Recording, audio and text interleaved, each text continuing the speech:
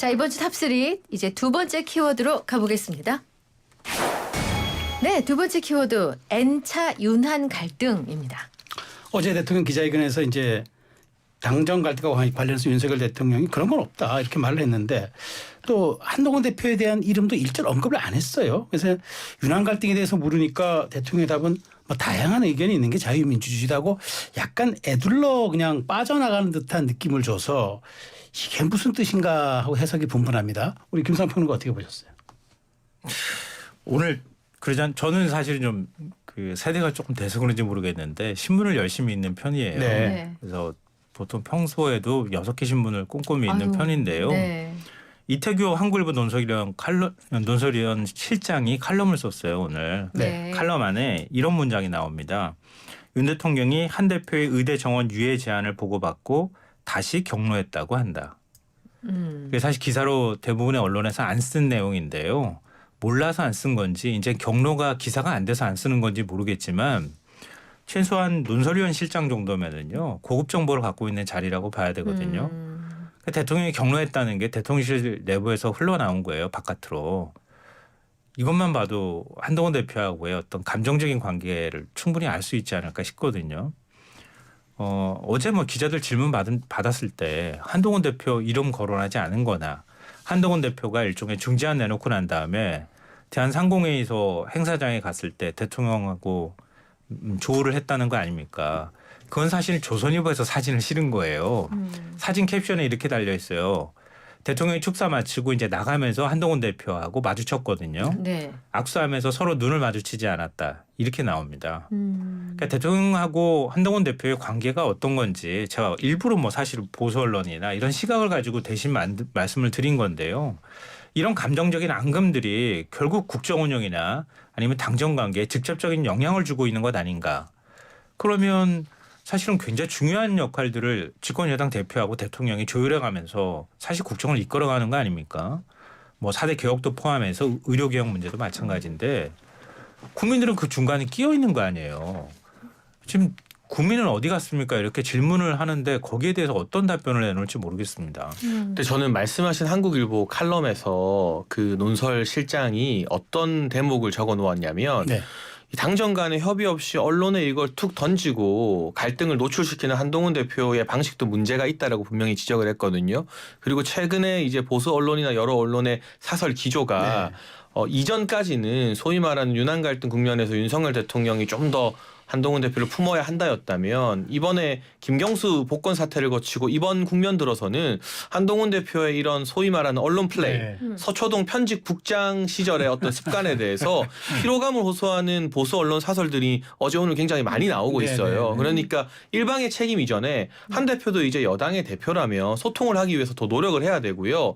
그런 의미에서 저나 또 김재원 최고위원이 이건 당정 갈등이 아니라 지금 한정 갈등 아니냐. 당에서 예를 들면 원내대표를 포함한 최고위원회나 원내 의원들이 이거 2026년 유예합시다. 공통의 의견을 냈는데 대통령실이 이런 지하에 거절했다면 그건 당정 갈등이죠.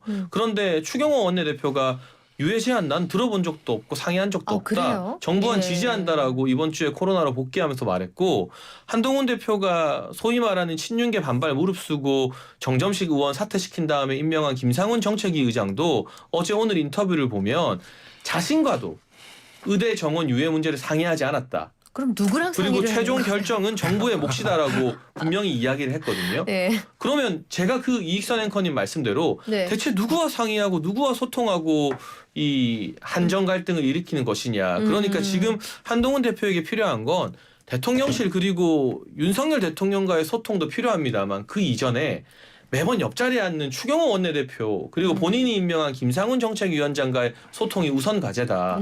그 세 사람이 만약에 동의하면요. 대통령실 의견이 좀 달라도 당의 의견에 무게감이 엄청 실립니다. 네.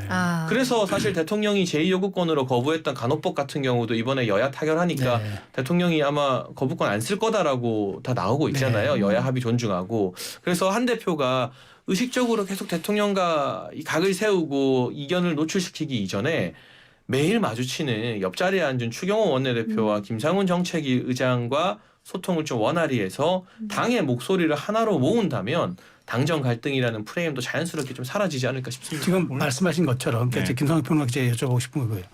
대통령이 3년 연속으로 연찬에 참석하다 이번 처음 불참했어요. 물론 장관들하고 이제 현안이 생겨서 그 얘기를 해야 되겠다고 얘기했고, 근데 어제 또 연찬에 참석한 권성동 의원은 거기 대통령한테 권력이 훨씬 강한데 툭툭 던지듯 해서 되겠느냐, 내밀히 조율해야지. 그러면서 원만한 당정 관계가 꼭 필요하다라고 했는데, 자 이러면은 이거 뭐 고립작전으로 봐야 되나요? 한 대표 고립작전?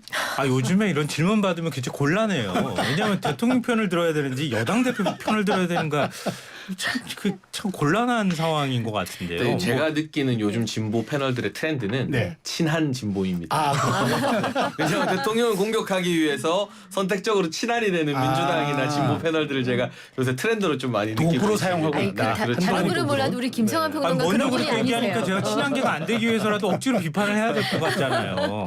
근데 사실은 오늘 한동훈 대표가 네. 아까 한정 갈등 얘기 나온 거에 대해서 얘기를 했더라고요. 내가 당대표다. 그렇지 않느냐? 이렇게 반문을 했더라고요. 당대표가 뭔가를 하려고 하면 지금 당이 도와주고 있느냐. 뭐 이런 좀 서운한 마음도 일부 있는 것 같고요. 그리고 당에서 의견이 다 모아지지 않는다 하더라도 당대표가 가지고 있는 권한이 있잖아요. 근데 당대표가 이 정도도 당대표 권한으로 하지 못한다고 하면 뭘 할 수 있겠느냐 이런 불만도 좀 섞여 있는 얘기라고 보거든요. 그러니까 장해찬 전 최고가 얘기하시면 한 대표가 응답을 하는 이런 장면을 좀 보고 있는 것 같긴 한데요. 근데 저는 한동훈 대표의 의사소통 방식도 문제가 있다고 봐요. 한동훈 대표가 그러니까 언론에 흘리는 방식이 아니라 뭔가 얘기하고 난 다음에 당정협의 과정에서 받아들여지지 않았다는 거잖아요.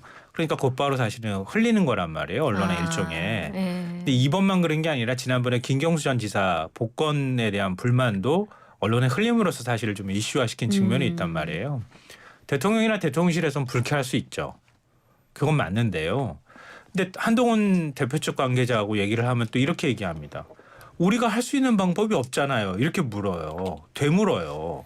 한동훈 대표가 뭔가 그래도 윤석열 정부가 성공하기 위해서 나는 이런 역할을 해야지. 국민 여론은 굉장히 안 좋은데 그럼 중간에서라도 뭔가 여론을 듣고 그걸 대통령실에 전해주는 역할도 할 필요가 있지 않는가?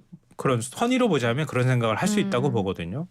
근데 말만 나오면 한동훈 대표 뭐 그만두라고 말은 뭐 요즘에 안 나오지만 그냥 단칼에 잘라버리잖아요.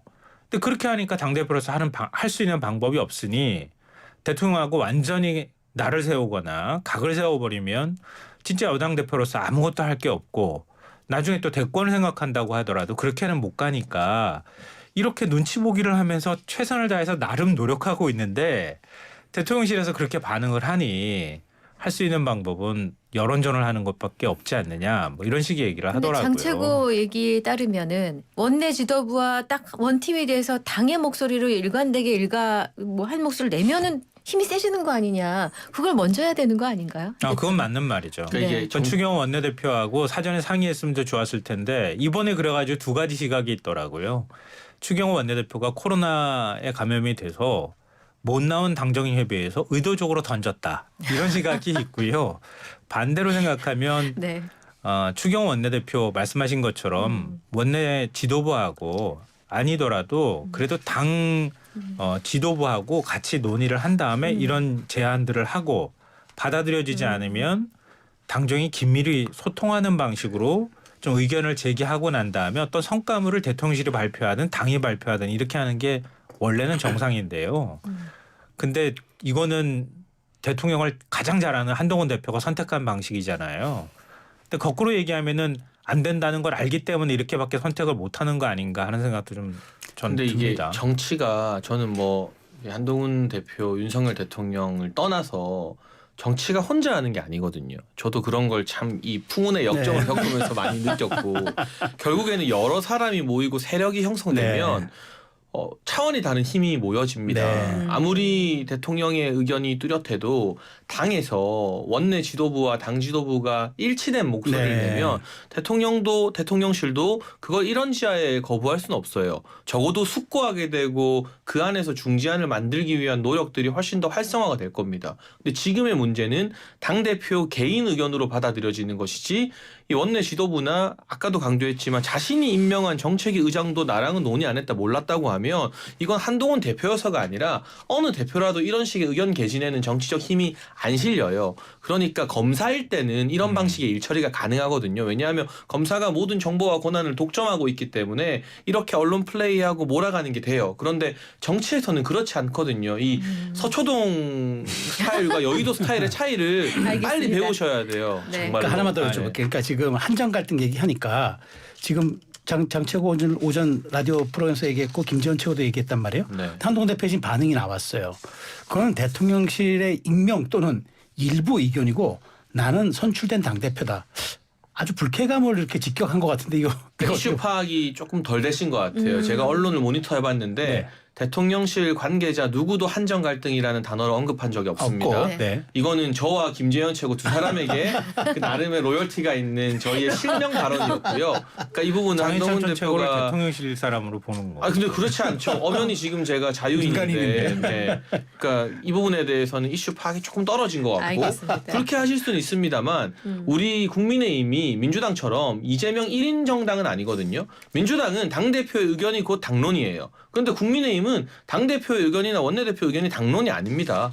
이 민주적으로 토론해서 총의를 만들어가는 정당이기 때문에 그 차이가 우리 국민의힘의 자부심이라면 당 대표께서도 내 의견이 곧 당의 의견이다가 아니라 내 의견이 당의 의견이 되도록 당내 구성원들을 설득하는 과정을 거쳐야죠. 알겠습니다. 자, 두 번째 아이템이 길어졌는데 단답형으로 짧게 대답해 주세요.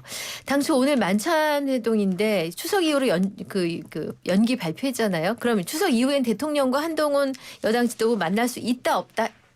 뭐 있다라고 생각합니다. 없다. 없다? 네. 그러면 이제 당분간은 없을 9월 말에 당분간 없다. 점검을 하겠습니다. 누구 말이 맞는지. 알겠습니다. 아, 자, 추석 이후가 꼭 9월 말을 뜻하는 거 아니잖아요. 왜? 추석 이후 많은 시간이 있지 않나요? 네. 알겠습니다. 자, 이번 주 탑3 세 번째 키워드 보겠습니다. 세 번째 키워드 10월 서울시 교육감 재보선입니다.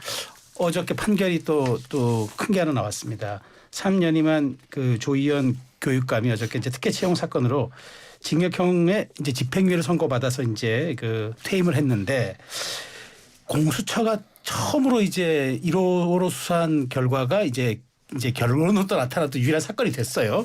어쨌든 이 교육감 퇴진에 대해서 어떻게 보시는지 두 분 의견 짧게 좀 들어볼게요. 정치가 참 재밌어요. 저희가 그렇게 반대했던 공수처의 1호 결과물이 대표적 진보 교육감인 조희연 교육감 사태를 보면 정치인 정말 한치 앞을 모르는 것 같다라는 소회가 좀 들고요.